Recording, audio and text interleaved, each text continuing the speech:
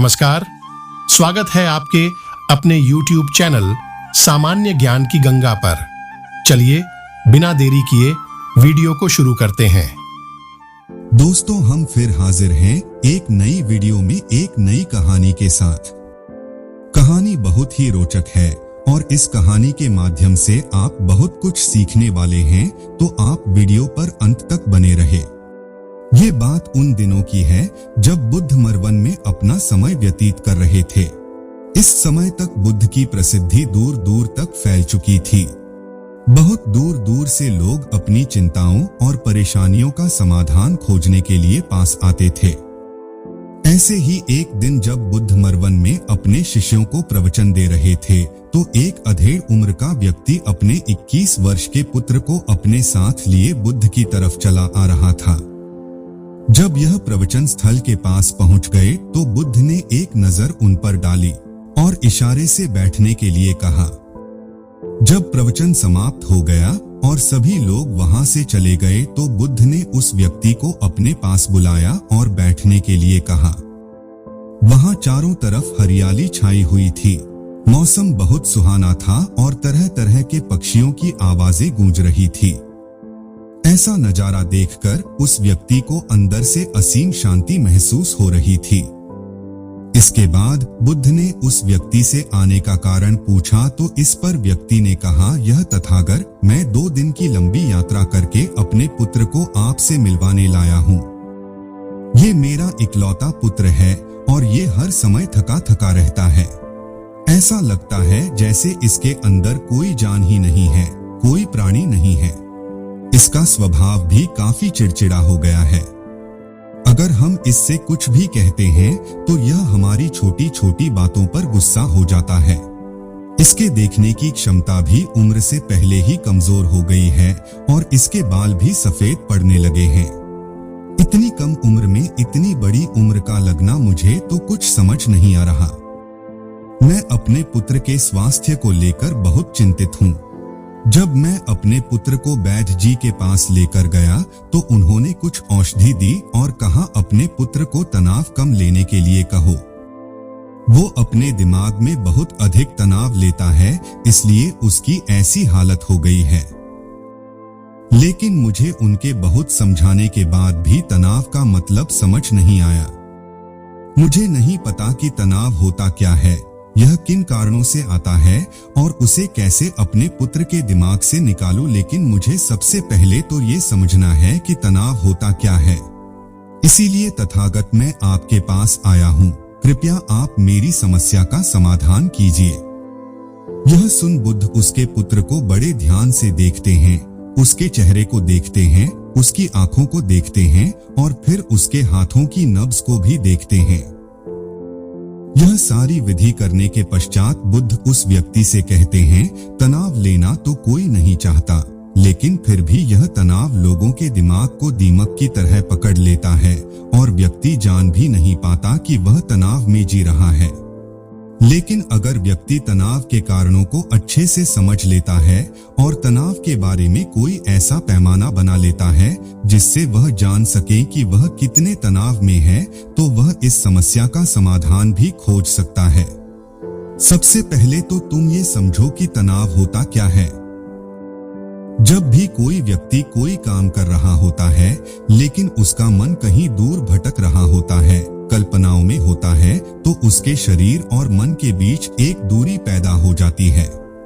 यह दूरी जितनी अधिक होगी, व्यक्ति उतनी ही ज्यादा बेहोशी की अवस्था में होता है और शरीर व मन के बीच की इसी दूरी, इसी खिंचाव को तनाव कहा जाता है। आखिर कोई पसंदीदा खेल खेलने के बाद व्यक्ति चुस्ती और प्रसन्नता से क्यों भर जाता है, जबकि उसने तो अपने शरीर को थकाया है। लेकिन समझने वाली बात यह है कि खेलते समय मन और शरीर एक साथ पूरी तरह से उस खेल में केंद्रित होते हैं, जिससे शरीर और मन के बीच दूरी पैदा नहीं होती और कोई तनाव पैदा नहीं होता। और अगर दिमाग में कोई तनाव था भी तो वो भी दूर हो जाता है। लेकिन इसके विपरीत जब हम कोई ऐसा काम करते हैं जो हमें पसंद नहीं है, तो हमारा शरीर तो उस काम को कर रहा होता है, लेकिन हमारा मन कहीं दूर कल्पनाओं में भटक रहा होता है। जिससे शरीर और मन के बीच एक दूरी पैदा हो गई और तनाव ने जन्म ले लिया। इसीलिए व्यक्ति को एक समय पर सिर्फ एक ही काम करना चाहिए और अपने तन और मन की सारी शक्ति उसी एक काम पर लगा देनी चाहिए, जिससे व्यक्ति के अंदर तनाव पैदा ही ना हो। इसके बाद बुद्ध ने कहा, तनाव पैदा होने के मुख्य 8 कारण होते हैं और जिसने इन कारणों को समझ लिया वो जीवन भर तनाव मुक्त रह सकता है। मुख्य कारणों में सबसे पहला कारण है अति महत्वाकांक्षी होना। महत्वाकांक्षी होना अच्छी बात है, लेकिन क्या कभी आपने इस बात पर ध्यान दिया है कि इंसान के लक्ष्य कभी पूरी ही नहीं होते। उसका एक लक्ष्य पूरा हुआ नहीं कि वह दूसरे की तरफ भागने लगता है, दूसरा पूरा हुआ तो तीसरे की तरफ, और इस तरीके से वो अपने लक्ष्यों को पाने के लिए जिंदगी भर गोल गोल घूमता रहता है। इसीलिए जो व्यक्ति अति महत्वाकांक्षी होता है, जिसने बड़े बड़े लक्ष्य बनाए होते हैं, वह वर्तमान में कभी रह ही नहीं पाता। उसका मन सदैव भविष्य की योजनाएं बनाने में ही व्यस्त रहता है। उसका शरीर तो वर्तमान में रहता है, लेकिन मन भविष्य में ही रहता है, जिससे मन और शरीर के बीच दूरी पैदा हो जाती है और वह तनाव भरी जिंदगी जीने लगता है। बुद्ध के मुंह से यह बात सुन उस लड़के ने कहा, बुद्ध, तो फिर इसका मतलब है कि हमें लक्ष्य नहीं बनानी चाहिए, क्योंकि लक्ष्य बनाना भी तो महत्वाकांक्षा ही है। इस पर बुद्ध ने कहा, जीवन में लक्ष्य बनाना कोई गलत बात नहीं है, लेकिन समस्या तब उत्पन्न होती है जब वो अपना पूरा ध्यान उस लक्ष्य से मिलने वाले परिणाम पर ही लगा देते हैं और उसके परिणाम की चिंता करते रहते हैं। व्यक्ति को वर्तमान में जीना आना चाहिए। आप लक्ष्य बनाइए और उस लक्ष्य की प्राप्ति के लिए कड़ी मेहनत करिए, लेकिन साथ ही साथ आपको इस बात का भी ज्ञान होना चाहिए कि आप अभी वर्तमान में जी रहे हैं और वर्तमान ही सत्य है। बुद्ध ने आगे कहा, तनाव का दूसरा सबसे बड़ा कारण है ईर्ष्या। जब व्यक्ति ईर्ष्या और जलन से भर जाता है तो उसका मन अंदर से सड़ने लगता है। ईर्ष्या एक आंतरिक घाव है। आंतरिक घाव यानी मन का घाव व्यक्ति के शरीर का घाव तो भर सकता है, लेकिन मन का घाव कभी नहीं भर सकता। इसीलिए व्यक्ति को दूसरे की खुशी और तरक्की से कभी ईर्ष्या नहीं करनी चाहिए, क्योंकि तनाव का कारण है। इसके बाद बुद्ध ने तनाव का अगला कारण बताते हुए कहा कि आरुषि पूर्ण काम करने से भी मन में तनाव पैदा होता है। जो काम करना हमें पसंद ही नहीं है, जिसमें हमारी रुचि ही नहीं है, उस काम में हमारा मन लग ही नहीं पाएगा। हमारा शरीर तो वही बैठा रहेगा, लेकिन हमारा मन कल्पनाओं की उड़ान भरेगा, जिससे शरीर और मन के बीच दूरी पैदा हो जाती है और व्यक्ति तनावग्रस्त हो जाता है। इसीलिए इंसान को हमेशा अपनी रुचि के अनुसार ही कार्य करनी चाहिए। अगर व्यक्ति ने ये पता कर लिया कि उसे कौन सा काम करना पसंद है और वो उसी काम को अपने जीवन का लक्ष्य बना लेता है, तो फिर वो काम उसके लिए काम नहीं बल्कि खेल बन जाता है।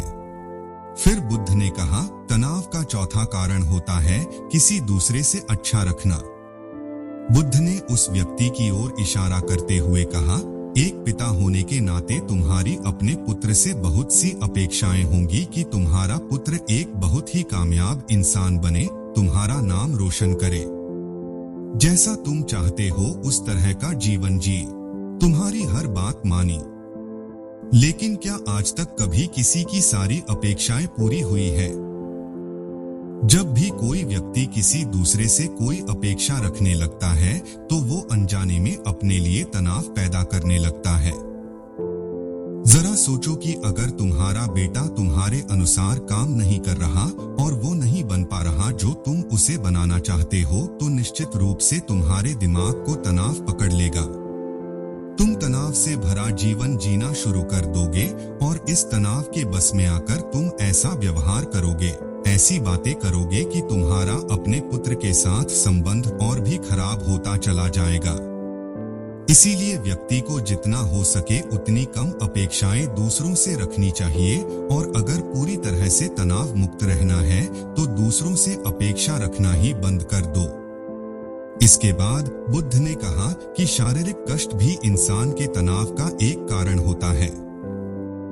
जब व्यक्ति किसी शारीरिक पीड़ा से गुजर रहा होता है तो उसका पूरा ध्यान बस अपने उस शारीरिक दर्द पर होता है और वो पूरे दिन बस उसी के बारे में सोचता रहता है, जिससे उसका मन दुख के विचारों से भर जाता है और ऐसी स्थिति में व्यक्ति तनावग्रस्त रहने लगता है। यह सुन उस व्यक्ति ने कहा कि हे बुद्ध, शारीरिक दुख तो किसी भी व्यक्ति को हो सकता है, तो फिर क्या हुआ?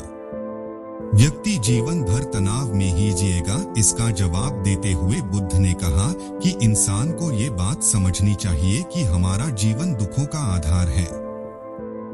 जैसे जैसे हमारा जीवन आगे बढ़ता है, इसमें दुख आते हैं, बीमारियां आती है और फिर अंत में मृत्यु भी आती है। तो बीमारियां इंसान के जीवन का अभिन्न अंग है, कोई इनसे बच नहीं सकता।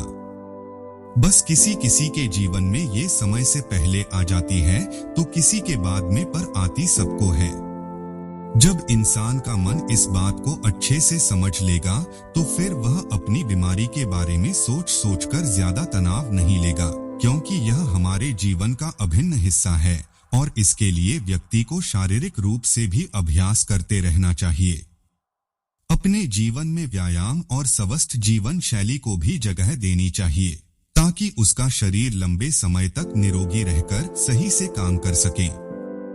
तनाव का अगला कारण होता है अपनी योजनाओं को समझने के लिए समय न देना।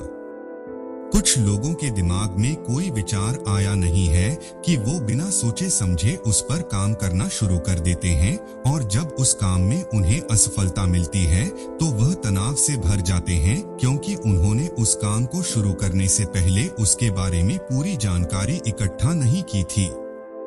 इंसान को कोई भी काम शुरू करने से पहले उसके अच्छे और बुरे परिणामों के बारे में ठीक से सोच विचार कर लेना चाहिए। इंसान को इस बारे में भी सोच लेना चाहिए कि अगर ये योजना सफल नहीं हुई तो फिर इसके बाद मैं क्या करूंगा। इसलिए व्यक्ति को अपनी योजनाओं को ठीक से समझने के लिए पूरा समय देना चाहिए ताकि बाद में उस योजना की वजह से तनाव पैदा ना हो। तनाव का 7वां सबसे बड़ा कारण होता है टालमटोल करना। आज के काम को कल पर टालना।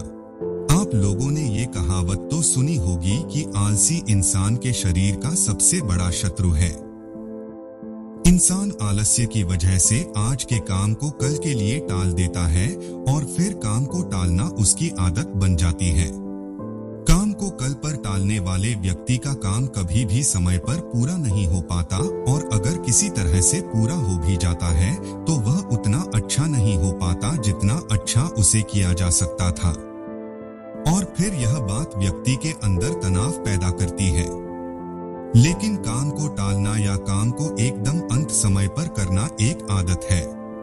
इसीलिए व्यक्ति ना चाहते हुए भी बार बार अपनी इस आदत का शिकार बन जाता है और काम को टालता रहता है और फिर जब काम की समय सीमा पास आ जाती है तो वह तनाव से भरकर काम को पूरा करने का प्रयास करता है। इसीलिए तनाव मुक्त रहने के लिए व्यक्ति को काम को टालने की आदत छोड़नी पड़ेगी और यह तभी संभव है जब व्यक्ति काम को समय से पहले खत्म करने का निश्चय करे। सबसे आखिरी 8वां और सबसे प्रमुख कारण जो तनाव का होता है वो है ज्यादा सोचना। लगातार सोचते रहना भी एक बीमारी है और यह उस व्यक्ति में सबसे ज्यादा पाई जाती है जो कपोल कल्पनाएं करता है, जो अतीत की घटनाओं और भविष्य की बातों के बारे में सोचता रहता है, जो बेवजह के अनुमान लगाता रहता है। इसीलिए व्यक्ति को ज्यादा सोचने की आदत पर लगाम लगाना चाहिए। इसके लिए जितना हो सके खुद को काम में व्यस्त रखना चाहिए और हर दिन ध्यान का अभ्यास करने को अपने जीवन का हिस्सा बना लेना चाहिए। बुद्ध के मुंह से यह सारी बातें सुनकर उस व्यक्ति ने हाथ जोड़कर कहा, बुद्ध, मेरा पुत्र तो अभी मात्र 21 वर्ष का ही है और इसमें अभी इतनी समझ भी नहीं है कि यह आपकी बताई सारी बातों का एक साथ पालन कर सके। आप कृपया करके तनाव मुक्त रहने का कोई आसान सा तरीका बता दें जिससे मेरा बेटा उसका अनुसरण भी कर सके और तनाव मुक्त भी रह सके। उस व्यक्ति की यह प्रार्थना सुन बुद्ध ने कुछ सोचते हुए जवाब दिया, अगर तुम इतनी सारी बातों का पालन नहीं कर सकते तो इसके लिए एक बहुत ही आसान विधि है।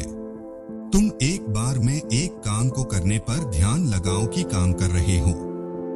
उस समय पर सिर्फ उसी काम को करो, सिर्फ उस पर ही अपना पूरा ध्यान लगाओ। और अगर तुम्हारा मन इधर उधर भटक जाता है तो जैसे ही तुम्हें याद आए उसे वापस फिर उसी काम में लगा दो। ये सबसे आसान और अच्छा तरीका है तनाव मुक्त रहने का।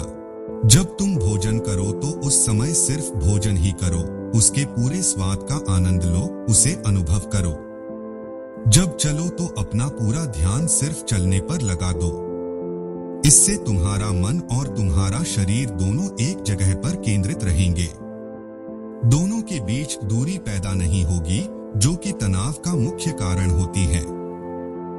दोस्तों, आज की युवा पीढ़ी एक ही समय पर 2-2-3-3 काम करने के आदी हो चुकी है, जैसे फोन पर बात करते हुए गाड़ी चलाना, खाना खाते हुए टीवी देखना, ये फोन चलाना, और फिर इनकी शिकायत रहती है कि मैं तनाव में जी रहा हूँ, मेरा मन शांत नहीं रहता है, मैं चिड़चिड़ा सा हो गया हूँ। जब कोई व्यक्ति एक ही समय पर 3-3 काम करेगा तो तनाव पैदा होना तो स्वाभाविक है, क्योंकि दिमाग तो एक समय पर पूरा ध्यान लगाकर सिर्फ एक ही काम कर सकता है। पूर्ण रूप से एक ही समय पर 2 कामों पर ध्यान कभी नहीं लग सकता। इसीलिए जहां तक संभव हो सके एक समय पर सिर्फ एक ही काम करने का प्रयास करें, वो भी पूरे ध्यान के साथ, जिससे आप हमेशा तनाव मुक्त रहेंगे। दोस्तों, मैं आशा नहीं पूरा विश्वास करता हूं कि आज की यह कहानी आपको बेहद पसंद आई होगी और इस कहानी से आपको बहुत कुछ सीखने को मिला होगा। कैसी लगी आज की हमारी यह कहानी, आप हमें कमेंट के माध्यम से कमेंट करके जरूर बताएं। और यदि वीडियो पसंद आई हो तो वीडियो को लाइक करें, शेयर करें, और चैनल पर पहली बार आए हैं तो चैनल को भी जरूर सब्सक्राइब करें, हमारे आने वाली हर नई वीडियो सबसे पहले देखने के लिए। वीडियो देखने के लिए आपका बहुत बहुत धन्यवाद।